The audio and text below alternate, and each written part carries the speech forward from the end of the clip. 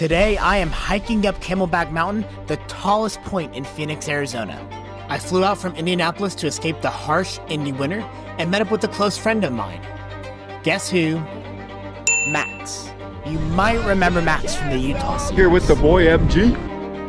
The peak of Camelback Mountain stands at a respectable 2,706 feet. There are two different trails that you can take to get to the top. We took the Cholla Trail on the east side of the mountain, which has an elevation gain of about 1,350 feet and 1.5 miles long. The west side of the mountain is famous for what's seen as the Camel's Head. Into my crib.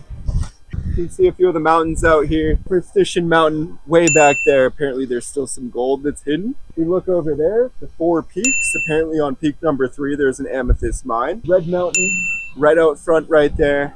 And then you can see even more up there. Let's get into it. Like, comment, and subscribe. As you can imagine, Camelback Mountain is known for the shape. Has 2 big humps in the middle, and then there's a head of the mountain, and we are hiking up essentially the middle hump. That's the tallest peak here.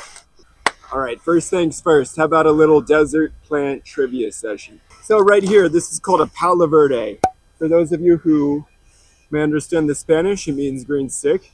Here we go, right here, you can see that the bark is actually green all the way down onto the trunk, and you can see that it can actually do photosynthesis, not only on the limbs of it, but also on the trunk. Right up here, it's called a creosote bush. Very brittle right now, but when it's healthy, they should be all green. They have these beautiful white volley flowers as well. And when it rains, they actually have an amazing scent. So Bath & Body Works, if you're watching this, don't try to steal it. Thank you. The trail is called the Cholla Trail.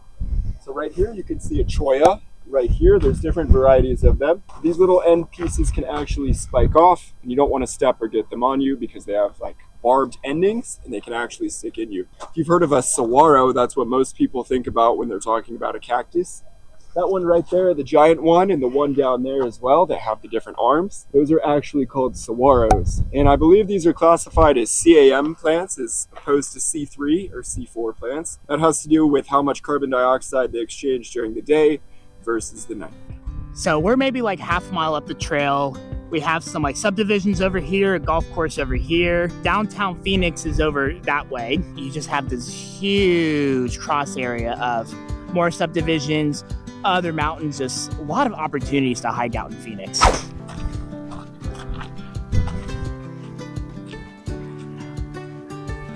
Big step after the next just to get up this. Gone 0.84 miles. Okay.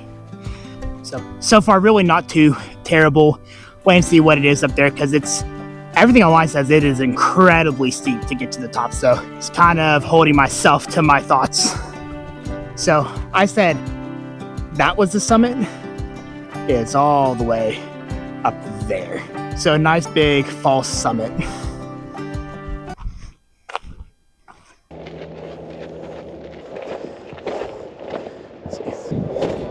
That's the airport.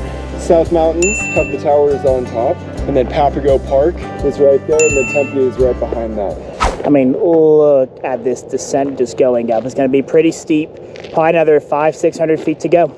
You know, it's always a interesting sign when you have people on all fours just holding onto rocks and just pulling themselves up.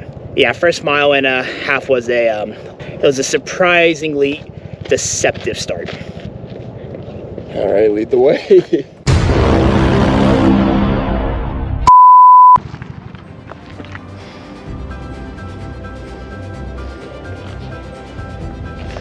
So we have another false peak here. This is again what I thought the peak was, but it's actually tucked right up there. So we got to loop around this mountain and then we'll come up on top over there.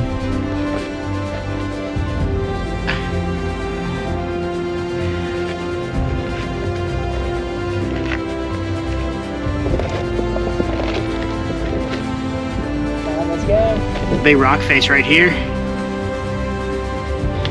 There you go, Max. Get up there. There you go.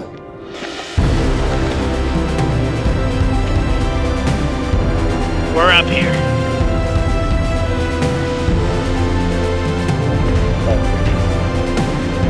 Just look at the mountains over here.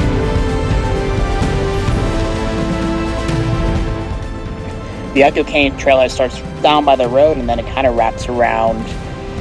Here is where the Echo Canyon trail comes up to the peak, and this little bump right here, there's a little bit of a gap in between this peak and that little hill, and that is the Camel's Head.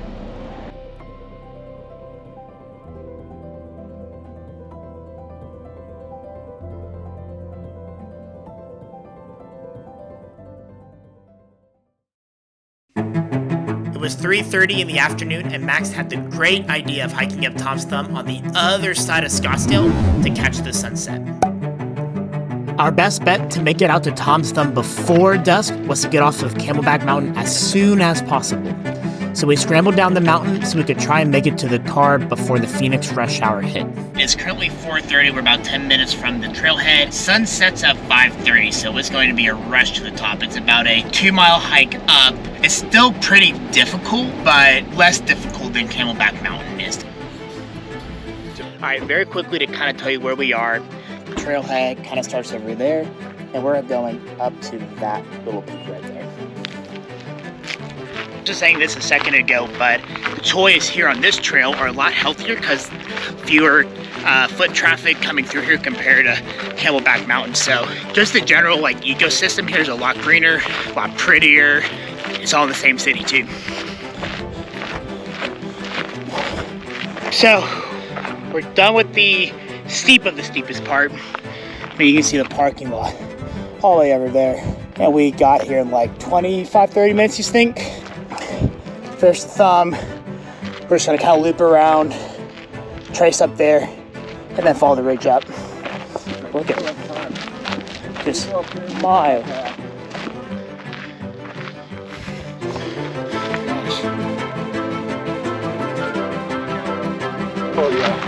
Guys, I cannot explain how beautiful this is, and there's nothing that a video camera, a phone, even a drone will ever get to show you the detail of. Just look. I mean, this is for miles like this, and here we go. We made it.